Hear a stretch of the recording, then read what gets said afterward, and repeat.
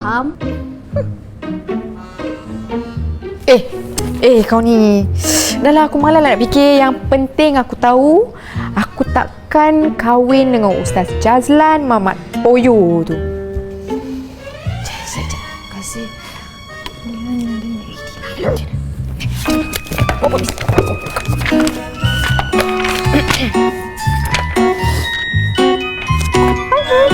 Hai. Excuse me? Do I know you?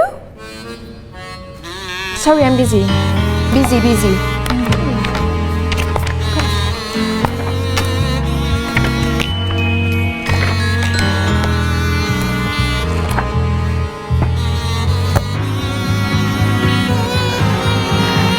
Dia tak cuba tegur aku balik kau. Hey, what's the move on? Aku tak tahu lagi.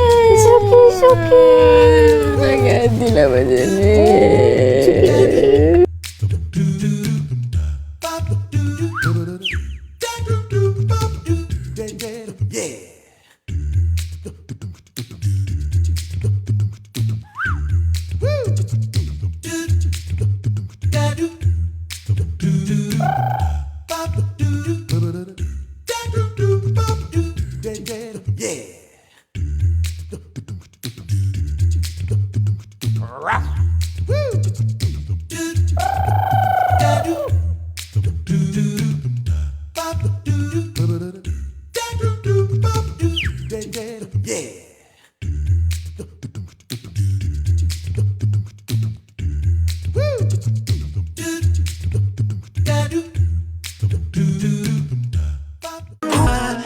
Assalamualaikum. Waalaikumsalam.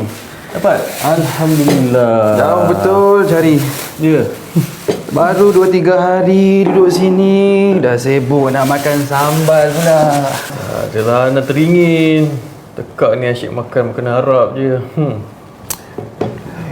Selepas radak ni, Ana dah setkan dengan Mak Sarana.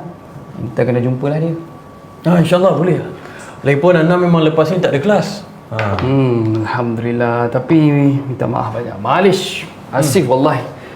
Sebab Ana tak dapat ikut Inta. Jadi Inta pergi jumpa dengan Mak Zarana tentang mutawif tu. Ana yakinlah Inta boleh handle lah. InsyaAllah lah boleh. InsyaAllah. Doa-doakan. Semoga dapat ya. Lagi satu, jumpa Mak Cik Ana ni kena fuh sikit. tu? Kena hembus sikit. Kena hembus sikit kan dia. Dah lah, jom kita makan. Terima kasih. Bismillahirrahmanirrahim. Allahumma barik lana fi